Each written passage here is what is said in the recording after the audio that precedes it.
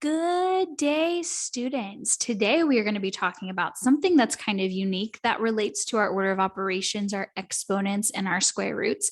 And it's something called prime factorization. If this is your second time watching the video, I've gone ahead and written down a few definitions. So if you want to go ahead and set up your notebook page, let's take a pause. All right, so in order to understand what prime factorization is, we first need to remind ourselves, review, or go over, if you aren't aware already, of what a prime number is. So a prime number is a number that is greater than one, that's a greater than sign, a number that is greater than one that has exactly two factors, and the factors are one and the number itself. I'm gonna put a little comma here. So when we look at some examples of prime numbers, we can think of the number 2. 2 is a prime number because its only factors are 2 times 1. Now, there are other numbers that when we multiply them together that can make 2, but a factor has to be a whole number, remember? We can think of the number 3. The number 3 is a prime number because the only factors are 1 and the number 3. If I think of a bigger prime number, the number 19 is a prime number because we can only do 19 times 1 in order to make 19 with factors, okay? So now that we kind of have a familiarization of what a prime number is, there's this random cool math thing that happens that involves prime numbers. So here's the random cool math thing. Okay, I'm going to put 2 big blue stars next to it. So the random cool math thing is that all numbers can be represented as a product of only prime numbers. So for example, if I take the number 16, I can rewrite this as a multiplication statement of only prime numbers. So for example, 2 times 2 times 2 times 2, or if I rewrote that as an exponent, 2 to the power of 4, is an example of how I can rewrite the number 16 as a product. Product means, remember, when we multiply, a product of only prime numbers.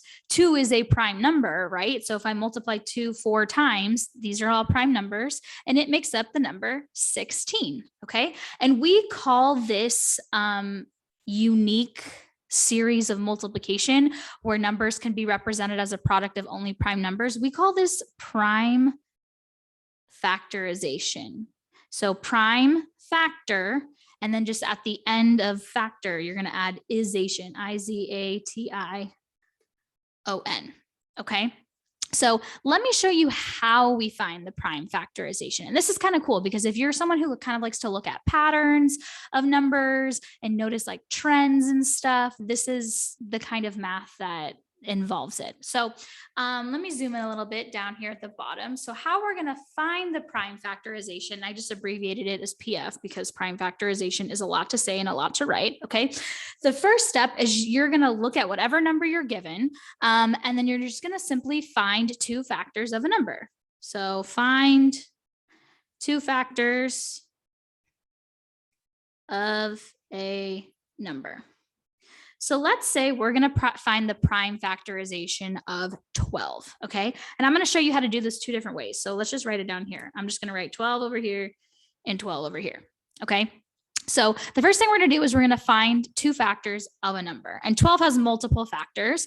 And what we're going to do is we're going to break down those factors in what's called a factor tree. So the second step is break down factors in, I'm just going to put tree. It's called a factor tree, but we can just abbreviate it to just a regular old tree.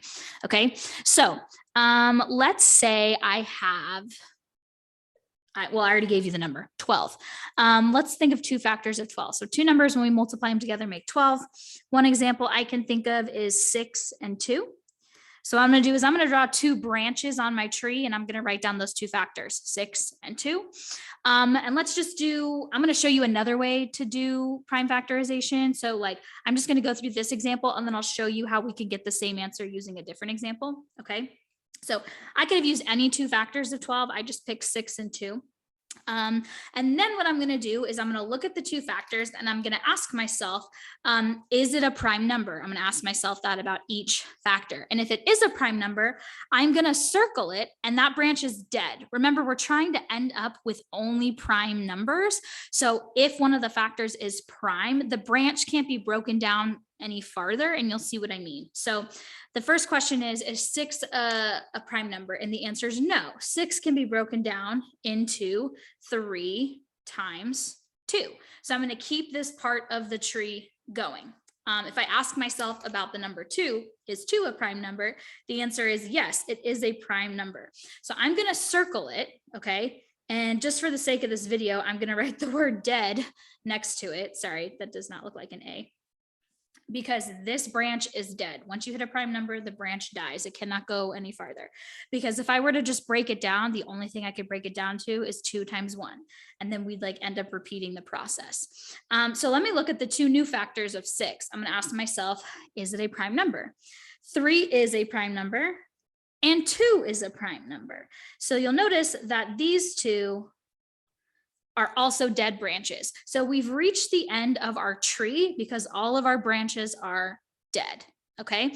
And these 3 numbers that I circled, 3 times 2 times 2, okay? This is equivalent to 3 times, I'm gonna rewrite it with exponents just to make it shorthand, 3 times 2 squared. And this is what's called the prime factorization. So this is how we can rewrite the number 12 as a product of only prime numbers, okay?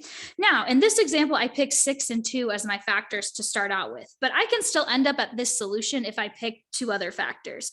So let's say I break down 12, and I'm gonna kind of make this tree go out this way so I have some space. Let's say I pick 2 other factors of 12. We don't wanna pick like the number times itself. Like we don't wanna pick 1 and 12 because then we just end up like having to start the tree over again, and that's kind of silly. So I'm going to pick 4 and 3.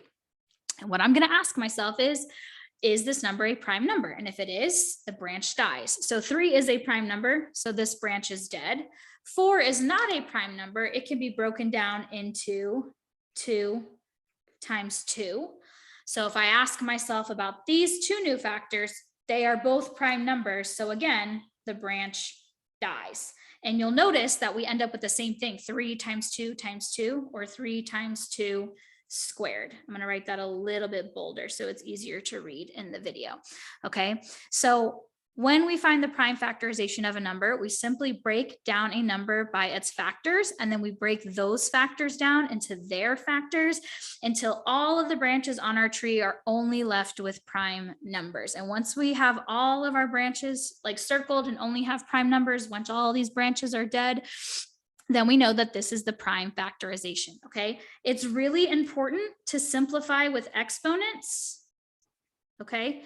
So I'm just going to put simplify with exponents, okay? If you can rewrite it as something times with the exponent, that makes your life a little bit easier. Simplify with exponents, okay? So this is how we find the prime factorization of a number. It's something that's kind of unique. It comes up a little bit later on in some higher level math when you start to kind of connect patterns to like algebraic reasoning and thinking and stuff. But it's just something that's pretty unique, and it's something that you will be noticing a little bit more as we go throughout our math journey. Now, if this is your second time watching the video, I would love for you to practice creating these factor trees and finding the prime factorization of numbers. So here are your 2, it's really 3 practice problems. So please don't forget to write down the full question. So that way, if you want to go back and refer to it, you know what it says. So the first question is find the prime factorization for 120 in 2 different ways. So kind of like how we just did 12 2 different ways, I want you to do 120 in 2 different ways. You should end up with the same answer. And then I want you to find the prime factorization of 128. So you'll have to draw a factor tree and kind of break it down from there. If you're struggling to find factors, you can Google factor charts on your device. If you just look up, factor charts, you should be able to find charts and be able to figure out what are factors of certain numbers if you're struggling a little bit to figure out what times what makes a certain number. And remember, if it has multiple factors, you can start off with any 2 factors that you want in order to create the tree and eventually find the prime factorization. If you have any questions, please make sure you write them down. And as always, I hope you guys have an awesome day, and I will see you very soon. Toodles!